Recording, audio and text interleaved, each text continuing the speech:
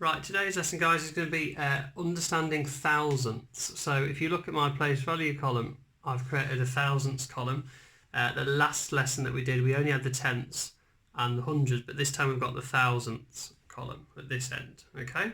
And what we're going to do is going to try and show these numbers as a fraction, just as we did in yesterday's activity, but this time we've got thousandths. It's not too much different. You just need to use this place value chart, which is why I've set mine up again like this. So if we just get rid of this, we've got a bit more space. We're going to put this number, because we're going to convert this to a fraction eventually, but we're going to put this in our place value column just to check we understand where the numbers are all coming from. So we've got no tens. No tens here, look, and we've got no units, but it's important to put that 0 in there to hold the place and to know that it's got no units. Otherwise it could just look like 382. Okay, so put our decimal point in, and we've got here, look, 3 tenths, so that goes in there, and we've got 8 hundredths, and new column, look, we've got 2 thousandths. Okay, so if we wanted to now show this over as a fraction, well, we would have, if we make it over 1,000, because we've got 3 decimal places, the number will be over 1,000 here. We should have 382. Okay, so just to prove that, just make sure we're all clear.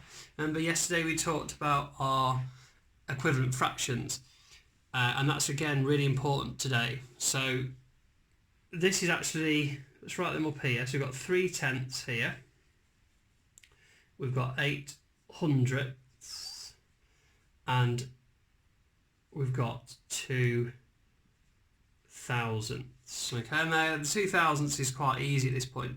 We don't need to mess with that because we've already can see that it's over 1,000 here, so that will be fine. But remember we talked about our equivalent fractions, and we said that it's the same as 30 over 100, or it's the same as 300 over 1,000. Okay, and then this one, this is already over 100, so if we times this top number by 10, we're going to get 80, times this one by 10, we're going to get 1,000. So you can start to see that we've got 300, 80, and then this one, obviously, we don't need to mess with that. It's already over 1,000. So if we were to add these together, you would have 300 over 1,000 plus 80 over 1,000 plus 2 over 1,000, and you will end up with 382 over 1,000. Okay, so let's have a quick look at another example.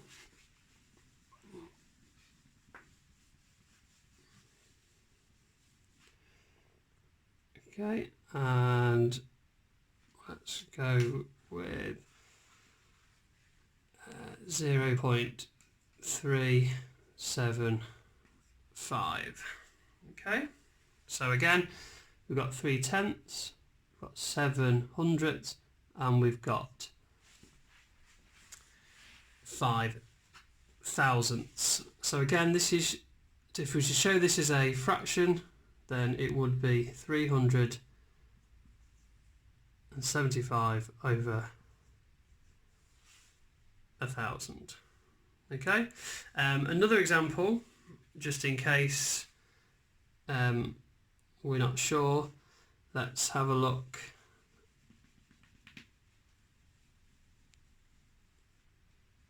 So we change that number now to a 0 in there just to prove it.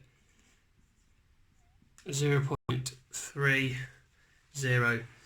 5. Now this is slightly different because we haven't got any hundredth this time, but remember over here, if we look, 3 over 10 is the same as 30 over 100, which is the same as 300 over 1,000. 0 over 100, well, that's the same as 0 over 1,000, okay? And then your 5,000s again doesn't change, so what we're going to have then is, if we add them up together, we're going to have 300 over 1,000 plus 0 over 1,000 plus 5 over 1,000. So if we add them up, we've got 300 plus 0 plus 5, so it's going to be 305 over 1,000. Okay, if you look at the next clip, you could have a go at one of those yourself.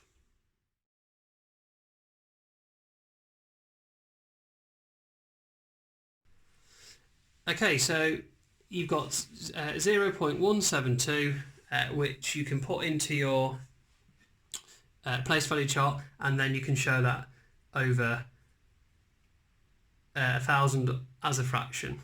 If you pause the video now and have a go, I'll solve it in a second. Okay, so we've got our 0, it's already been put in, I didn't remove that from last time, so that's fine. So 0, we've got no units, we've got our decimal point, that's already in, and we've got 1/10, so that goes there, we've got 700s, and we've got 2 thousandths, okay? So again, that is going to equal 172 over 1,000, okay?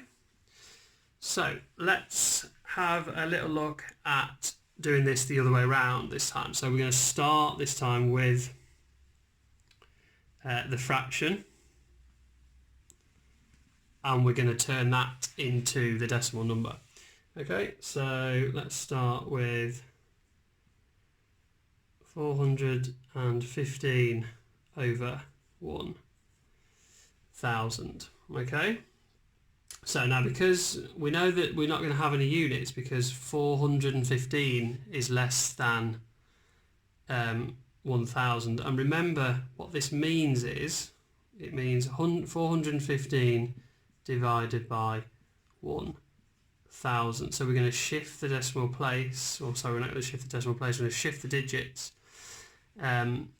3 places, so we've got 3 zeros, and we should end up therefore with 0.415. So then we can put that into our table up here. Okay.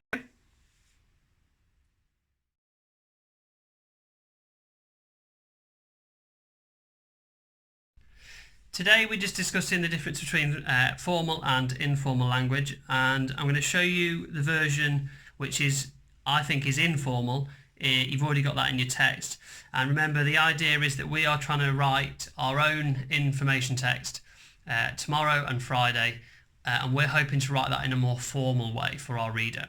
So we're going to look through the first one now, and this is already in your text, so just so that we know, and just check which words or what makes this informal.